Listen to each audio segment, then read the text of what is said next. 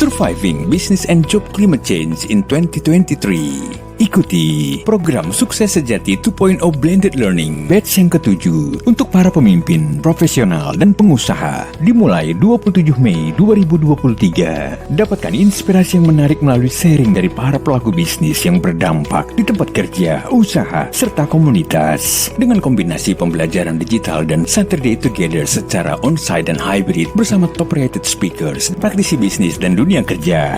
Menghadirkan Julian Fu, Paulus Bambang, Heru Kumarga, Johono Sudirgo, Junaidi Lee, Yakub Kusmanto, Yonatan Nugroho. Untuk informasi dan pendaftaran kunjungi www.kbc.or.id/ssbl7 atau hubungi 0813 2678 3343. Dipersembahkan oleh Kingdom Business Community, a God-centered marketplace community.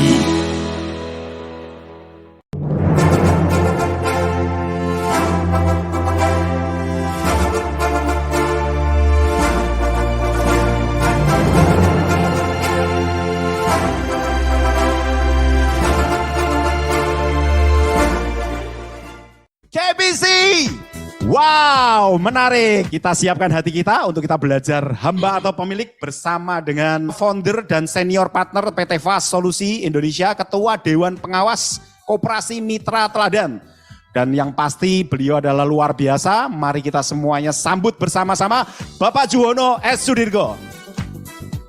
Oke, makasih Bapak Ibu, teman-teman semua. Sekarang kita masuk ke topik selanjutnya ya. Saya mau share materinya dulu. Nah, sesi yang diberi judul hamba atau pemilik, sesi ini juga yang merubah hidup saya. Bagaimana saya ketemu komunitas KBC ini 2006, padahal saya udah kerja selama 7 tahun di perbankan. Dan kemudian saya mencoba untuk bangkit waktu menikah mulai dari nol karena ada krisis ya, waktu itu ya, Krismon tahun 98. Dan saya mencoba dengan cara saya sendiri, dengan pasangan, dengan istri, dan jatuh dan bangun. Memang betul-betul butuh super iman, nggak ada orang Superman di sini ya. Kalau nggak pernah jatuh itu cuma Superman. Nah, akhirnya ketemulah dengan komunitas yang membuat saya berubah. Ternyata selama ini banyak mindset saya keliru, dan saya berani ambil langkah-langkah untuk U-turn. Saya mengalami yang namanya J-curve, dan akhirnya Tuhan kembalikan setelah 2006. Sampai 2013 apa yang hilang bahkan Tuhan kembalikan setelah saya mengerti rahasianya bahwa semua ini adalah milik Tuhan. Jadi saya kembalikan semuanya ke jalan Tuhan. Nah, hari ini saya berharap Bapak Ibu bisa mengambil banyak keputusan karena keputusan yang kita buat akan merubah ya apa yang terjadi di hadapan kita yang akan datang ini. Mudah-mudahan ini jadi berkat. Oke, saya akan masuk ke materi hari ini. Pertanyaan saya adalah, siapa Yesus di bisnis Anda? Banyak ketika mengikuti camp, apalagi onsite, mereka semangat 2 hari penuh. Kalau sekarang masih disebar beberapa minggu ya. 2 hari penuh kayaknya api-api deh. Hari Senin kembali ke kantor, kembali ke bisnis.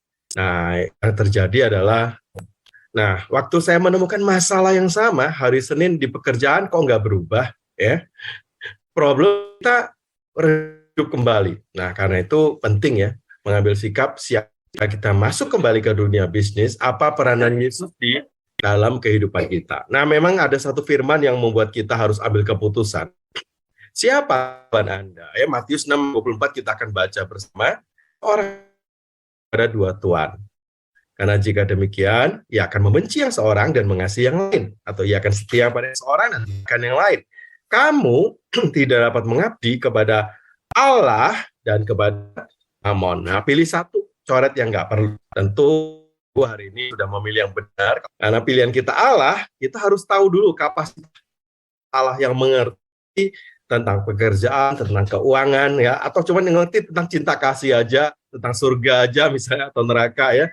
Nah, kita kalau tahu pilihan kita adalah benar, dan mereka ambil keputusannya juga benar, pasti kehidupan kita akan berubah. Nah, ketika kita mengikut Tuhan, kita belajar dari Filipi 2, ini ayat kunci dari hamba pemilik ya, yang berkata, kalau saya mengikut Tuhan, Tuhan juga berharap hendaklah kamu dan hidupmu bersama. Jadi dalam kehidupan sehari-hari, kita nggak hidup cuma Sabtu Minggu ya Bapak Ibu ya. Senin, Selasa, Rabu, termasuk di dunia kerja, ya, bersama dengan supplier, bersama dengan karyawan, bersama dengan tim, bersama dengan koleha, menaruh pikiran dan perasaan yang juga terdapat dalam Kristus Yesus. Jadi kalau ketemu masalah, mungkin di tengah istilahnya semangat kita, di ruangan kantor kita akan ada satu kursi khusus. Ini action yang menarik dari beberapa alumni yang lalu. Kursi ini dikosongin untuk Yesus duduk. Pertanyaan saya, apakah ketika mengambil keputusan bisnis, kita libatkan Yesus? Karena kita diminta dalam kehidupan kita menaruh pikiran dan perasaan. Nanya enggak? Kalau Yesus ada di sini, kira-kira menurut Yesus gimana? Begitu ya. Apakah ini cukup adil? Apakah ini cukup fair? Apakah ini menyenangkan hati Tuhan? Apakah ini sesuatu yang bermanfaat? Apakah sesuatu yang menarik? Nah, ini harus dilibatkan. Karena apa? Yesus yang kita sediakan tempat sebagai Tuhan kita, kalau dia diajak ambil keputusan, ya berarti tetap saya yang ambil keputusan. Yesus cuma jadi pendengar. Nah, yang menarik, Yesus ini dalam rupa Allah, ketika dia perintahkan hal ini, dia memberi contoh terlebih dulu ya. Dia tidak menganggap kesetaraan dengan Allah sebagai milik yang harus dipertahankan, melainkan telah mengosongkan dirinya sendiri dan mengambil rupa seorang hamba dan menjadi sama dengan manusia. Ini kan sesuatu yang keputusan yang luar biasa ya. Mau turunkan dirinya sebagai seorang hamba. Jadi kita nggak bisa protes. Tuhan sih nggak ngerti bahwa cari duit susah ya. Tuhan pernah kok ya lapar. Dia pernah sedih. Jadi sebagai seorang manusia, dia ngalamin persis yang kita alami. Bahkan kalau saya sebut, kalau Yesus itu masa kecilnya disebut Yesus from Nazareth. Kenapa? Karena waktu kecil, Alkitab mencatat Yesus itu usia 12 ya. Kemudian setelah itu ketemu lagi usia 30 waktu dibaptis oleh Yohanes Pembaptis ya. Apakah 12 sampai 20 30 ini nggak ngapa-ngapain? Misalnya begitu ya. Kemana? Saya pikir dia hidup bersama orang tua. Ayahnya adalah seorang Yosef dari Nazaret yang kerjanya adalah tukang kayu. Jadi Yesus adalah tukang kayu, bantu papahnya, mungkin harus menggergaji, kadang-kadang tangannya juga berdarah. Namanya manusia ya. Bisa sakit, bahkan mungkin disuruh ngatur invoice, suruh ekspor ya, ketemulah pemungut cukai yang zaman dulu sampai sekarang dibenci ya, tapi hari ini udah lebih baik kok ya, tax officer sekarang jauh berubah dibanding zaman dulu ya. Jadi makanya pengikut Yesus sebagian juga tax officer yang dia kenal, tentunya ada Matius ya, ada Zakius yang kemudian ketemu Tuhan dan ikut Tuhan juga. Jadi dia mengalami persis yang kita alami. Bapak Ibu jangan khawatir ya, Tuhan kita adalah Tuhan yang mengerti tentang keuangan, tentang bisnis, bahkan tentang masalah kita. Yang menarik, yang bagian bawah, dalam keadaan sebagai manusia, Yesus telah merendahkan dirinya dan taat. Nah, saya kasih warna hijau, 4 huruf inilah kata kuncinya buat kita. Kalau mau seperti Yesus ya, istilahnya menjadi seorang hamba, kemudian kita mengambil rupa, ya istilahnya menaruh pikiran dan perasaan yang ada dalam Kristus, dalam bisnis kita, berani atau tidak kita taat. 4 huruf ini yang membuat keputusan kita menjadi action, langkah. Ya, karena apa? Kalau kita nggak taat ya percuma. Kita akan berjalan dengan cara kita sendiri. Nah, kata kunci seorang hamba itu taat. Apa yang ditaati? Ya Yesus kalau taatnya sampai mati. Barangkali kita nggak sampai mati, barangkali setengah mati. Aduh loh Pak, UMR naik Pak. Ya, bayarnya puasi, setengah mati saya. Tenang bro, bilang ya. Belum mati, Yesus taatnya sampai mati. Kalau kita baru setengah mati, masih separuh. Ya. Waduh, saya hemat-hemat nih sampai setengah mati. Masih belum mati. Ya. Yesus sampai mati di kayu salib, tapi upahnya yang menarik, yang di bawah. Itulah sebabnya Allah sangat meninggikan dia dan mengaruniakan kepadanya nama di atas segala nama. Upah seorang hamba yang baik dan setia adalah masuk dan turut dalam kebahagiaan Tuannya. Amin. Nah, sekarang kita belajar ciri-ciri seorang hamba. Yang pertama, seorang hamba itu tunduk kepada sang bos, Tuan. Nah, tentunya Tuan kita bukan uang, karena gampang kok kelihatan ciri-cirinya ya. Kalau mau tahu ciri-cirinya COVID seperti apa kan kita bisa mengenali. Waduh, begitu ada batuk hari ini semua noleh ya. Karena gejala ciri-cirinya tuh dikenali. Nah, hari ini kalau mau tahu teman yang ciri-cirinya ya cinta kepada uang, ini nggak nuduh loh ya, nabrak aja langsung ya. Barangkali dia nggak aman ya. Punya duit nggak aman.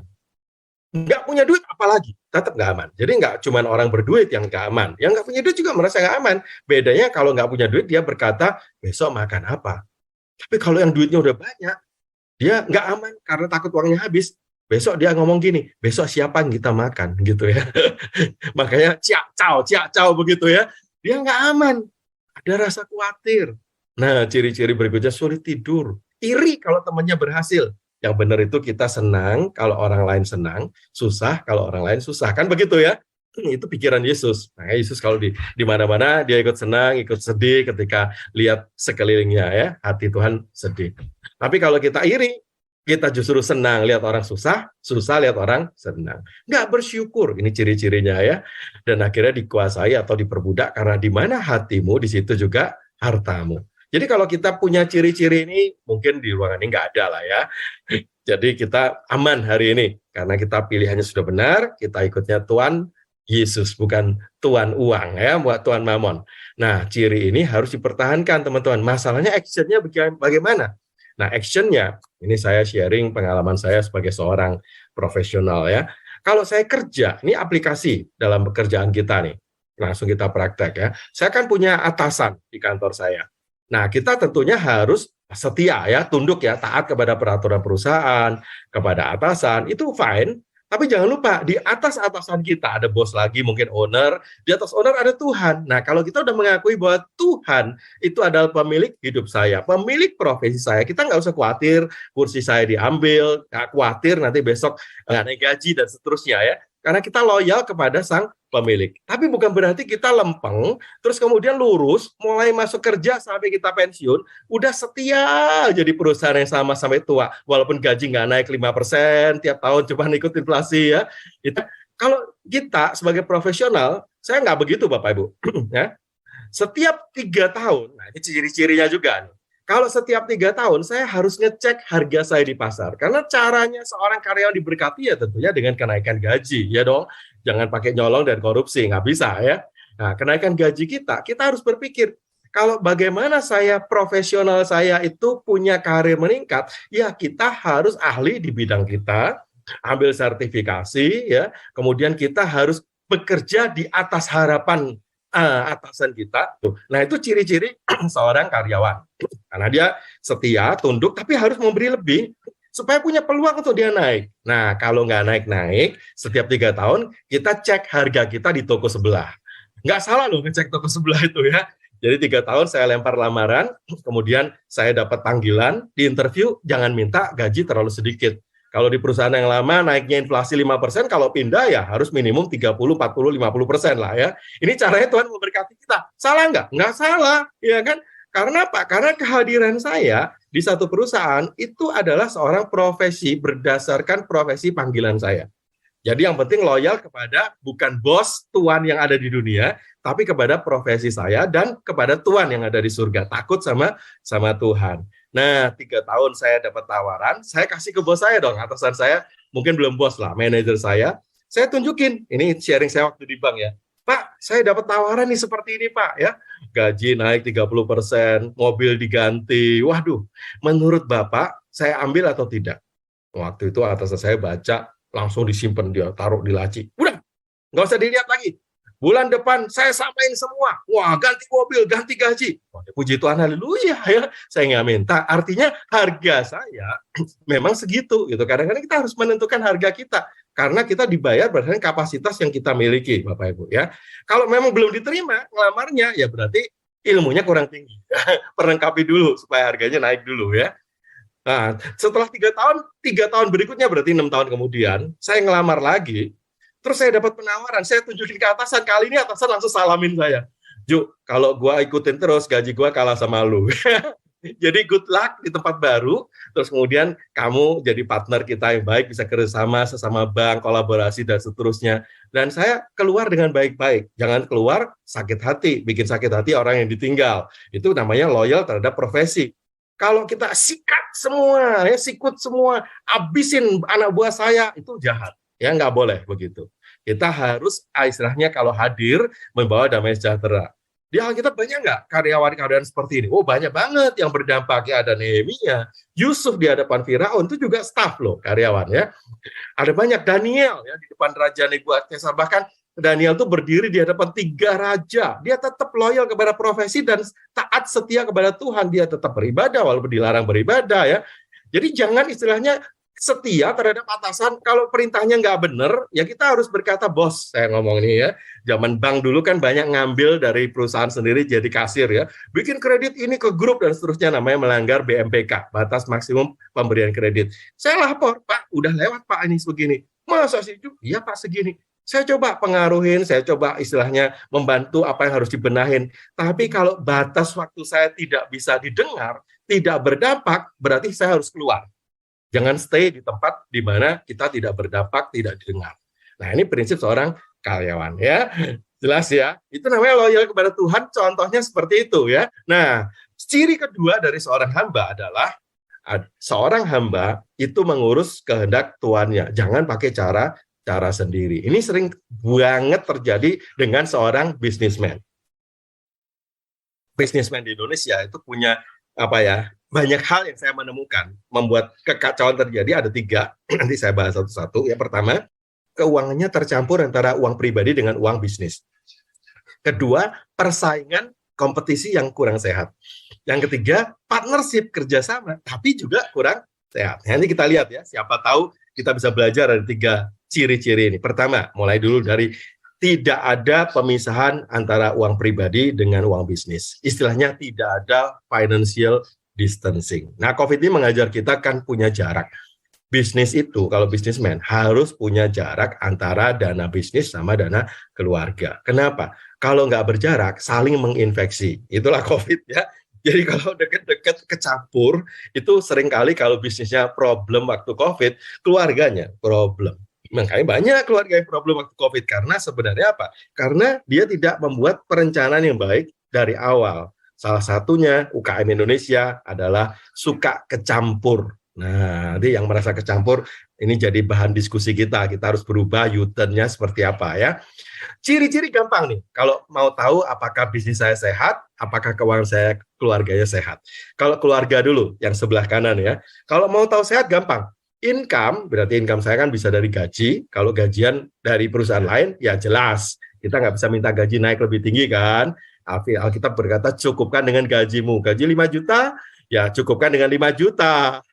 Kalau mau naik gaji, tadi udah saya kasih caranya ya. Cek harga kita di pasar 3 tahun sekali. Itu cara naik yang paling tinggi, signifikan. Nah, dibiayai ongkos hidup kita, sisanya itu surplus atau minus. Kalau minus berarti nggak sehat. Tetap harus surplus ya, karena ayatnya berkata cukupkan dengan gajimu. Ini gampang sih kalau keluarga ya, simple banget kalau mencatat, apalagi pasti tahu lah bulan ini surplus atau minus. Jadi kita bisa perbaiki gaya hidup yang salah ya. Bagaimana kalau bisnis? Nah, kalau bisnis kita gampang ngeceknya. Kalau nggak punya pembukuan yang bagus, kalau omsetnya turun tapi utangnya naik, itu berarti kapal bisnis kita ada lubang yang bocor. Nah, pertanyaan saya ini, kalau terjadi seperti ini, kita pebisnis nih ya, terus melihat ada lubang, air masuk ke kapal kita, ada 3 langkah. Boleh pilih ya, 1, 2, atau 3. Langkah pertama adalah, kapal saya kerendam air, udah loncat aja ke laut, pakai pelampung, cepat-cepat loncat ke laut, mengamankan diri. Itu langkah pertama. Yang kedua, ya, ambil ember, buang secepat-cepatnya air laut ya, biar sampai gak tergenang dan sampai kapal kita tenggelam ya. Ini langkah yang kedua. B ya. Yang ketiga, C ya. Saya nyelam walaupun susah nih nyarinya kan, udah terendam air kan. Pasti lubangnya kan di bawah ya, dia masuknya dari bawah. Cari lubangnya, ambil sumbat, tutup dulu lubangnya, baru saya cari ember, pelan-pelan dibuang ke laut ya. Jawabannya benar itu ya, yang C yang benar. Nah, pertanyaannya banyak loh yang nggak begitu.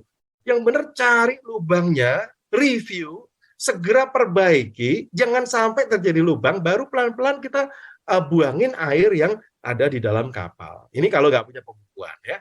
Nah, selanjutnya setelah tahu itu kesalahan yang lalu, ya tentu harus berubah. Bikin pondasi yang benar. Nah, ini langkah berikut ya. Pondasi keluarga sama pondasi bisnis sama ya, itu tetap harus dilakukan ya, masing-masing loh. Jadi caranya ada 3 pondasi. Kalau misalnya keluarga, cek dulu tadi biaya hidup keluarga berapa, kan harus gajinya lebih tinggi ya, supaya ada surplus. Nah, biaya hidup ini adalah bayar listrik, bayar anak sekolah, kalau ada cicilan mobil atau rumah, KPR, ya termasuk cicilan per bulan berapa, ketemu dulu angkanya. Misalnya 10 juta rupiah. Nah, siapkan pondasi kedua yang namanya dana darurat.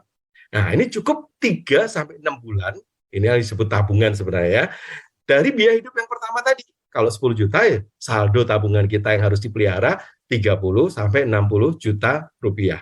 Jadi in case of emergency, break the glass. Tabungan inilah yang bisa dipakai membiayai cost of living sama cicilan, nggak sampai macet, paling nggak bertahan sampai 6 bulan. Benar kan? Nah, ini kalau ke depan katanya resesi, dana darurat ini mentokin ke arah 6. Ya, cash, ya, likuiditasnya harus makin baik. Kalau enggak, normal-normal aja, apalagi gajian karyawan, cukup 3, boleh. Ya, bempernya paling rendah 3.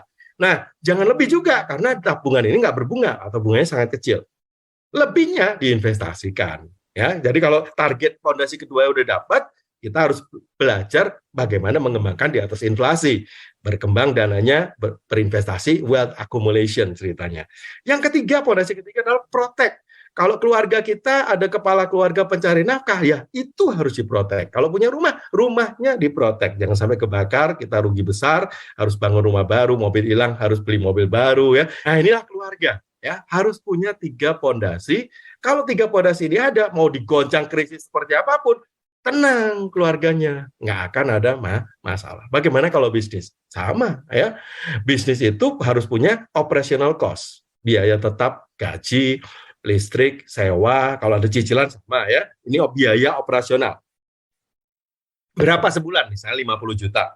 Nah, yang kedua, sama. Ini adalah fondasi yang kedua, tetap dana darurat. Ini kebutuhan modal kerja. Kalau nggak bisa ngitung, sebenarnya kalau mau ngitung gampang ya. Piutang ditambah inventory, apalagi yang trading ya, atau manufacturing ya, dikurangi utang dagang. Itulah working capital yang harus dijaga. Ya, kalau nggak, ya udah 3-6 bulan juga sama. Negara juga sama. Jadi istilahnya keluarga punya pondasi yang kuat, perusahaan punya pondasi yang kuat juga harus ya. Yang ketiga, protect juga. Kalau punya stok barang jangan sampai kebakar, gudangnya jangan kebakar juga ya. Orang kunci kalau kita memang kebetulan orang kunci direkturnya kita, ya kita kalau ada apa-apa jangan sampai perusahaan kolaps. Ya, orang kuncinya harus diproteksi juga dengan asuransi. Nah, kalau keluarga punya pondasi yang baik, aman. Bisnis punya pondasi yang baik, aman. Negara punya pondasi yang baik seperti Indonesia hari ini, pasti aman. Orang bilang takut resesi, saya mau tunjukin Bapak Ibu angka-angkanya. Indonesia itu cost, kalau bicara devisa takut dihajar sama dolar, itu namanya berapa sih kewajiban kita untuk bayar impor ya. Nah, kita punya cadangan devisa. Cadangan devisa kita itu kan tadi batasnya 3-6 bulan ya. Kita 5,7 bulan. Lumayan ya, mentok ke arah 6. Kemarin sempat 6,1, sekarang sedikit turun. Karena kemarin banyak digunakan intervensi Bank Indonesia untuk supaya dolar kita diredam. Kan udah hampir 15.000 lebih ya, 16.000 hampir. Nah, itu intervensi dari cadangan devisa jumlahnya 130 miliar dolar. Indonesia cukup kuat. Itu bisa mengcover 6 bulan impor, 5,9 bulan. Jadi kalau dibilang Indonesia bisa resesi enggak ya, sampai detik ini masih aman. Pertumbuhan ekonomi masih 5,3%. Not bad. Tahun ini don't worry ya, masih growth kita. Ya, jadi kalau negara juga punya pondasi, bisnis punya pondasi, keluarga punya pondasi, Bapak Ibu, apapun goncangan silakan. Tapi persiapannya harus benar ya. Kalau mau pindah gimana Pak? Duit antara personal family account B ke account A boleh. Pertama kali kita nyetor ke PT, kalau kita ada setoran modal, itu uang tabungan kita jadi setoran modal. Karena bisnis pertama kali jangan dari hutang, harus dari uang yang sudah dimiliki. Kalau ke bank, dulu ada orang mau pinjam juga, kalau saya lihat bisnisnya baru mulai, nggak dikasih. 3 tahun paling nggak ya.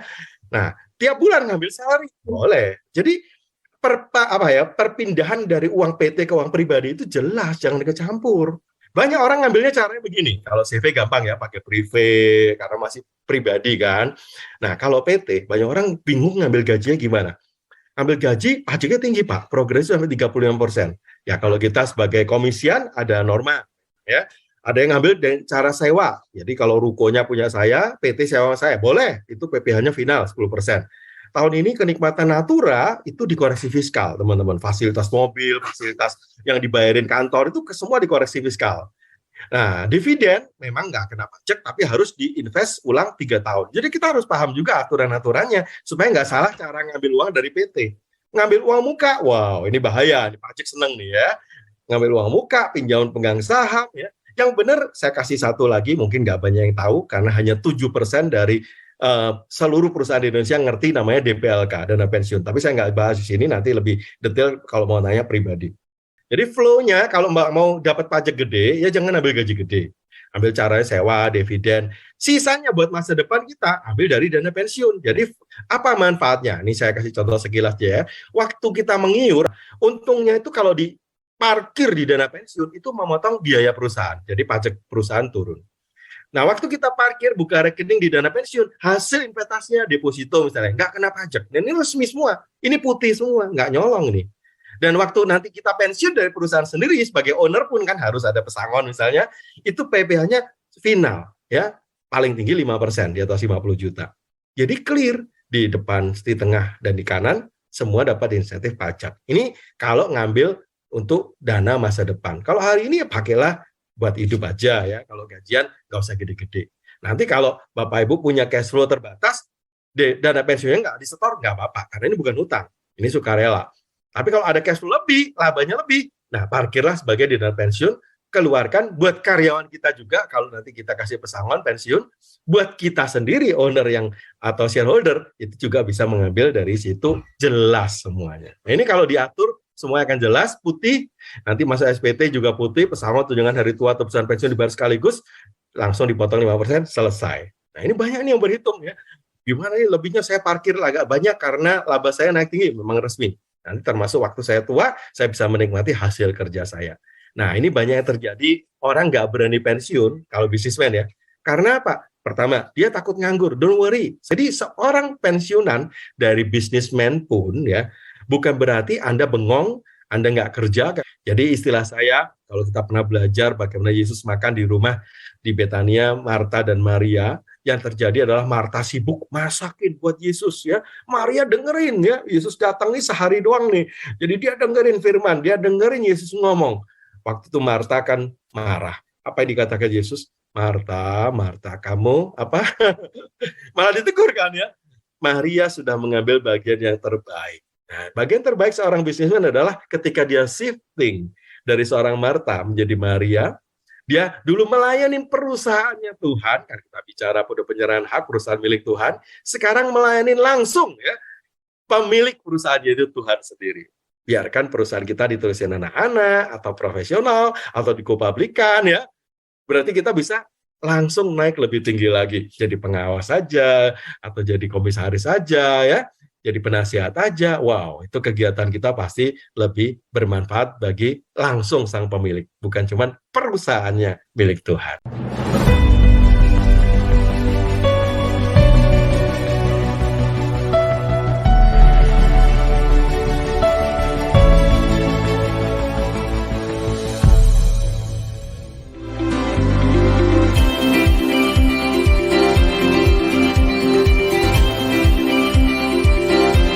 Riser and Podcast listeners, terima kasih Anda telah menyimak Rise Podcast Special Edition yang dipersembahkan oleh Kingdom Business Community. Harapan kami setiap episode Rise Podcast dapat menginspirasi Anda untuk terus mengalami transformasi dalam melakukan bisnis dan profesi Anda untuk tujuan yang mulia, membangun bisnis melalui manusia dan membangun manusia melalui bisnis. Kami mengajak setiap Anda dan perusahaan Anda untuk bergabung bersama kami dalam komunitas Kingdom Business Community. Secara bersama, kita bisa bertumbuh, berkembang, dan sukses, serta dapat berkolaborasi dalam gerakan kepedulian kepada sesama untuk Indonesia yang lebih baik. Untuk dapat bergabung, silahkan kunjungi website Kingdom Business Community di www.kbc.or.id. Atau hubungi Sekretariat Nasional KBC di 0817 131 257. Sekali lagi, www.kbc.or.id.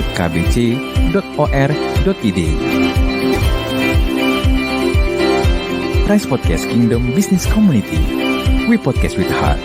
Sampai jumpa.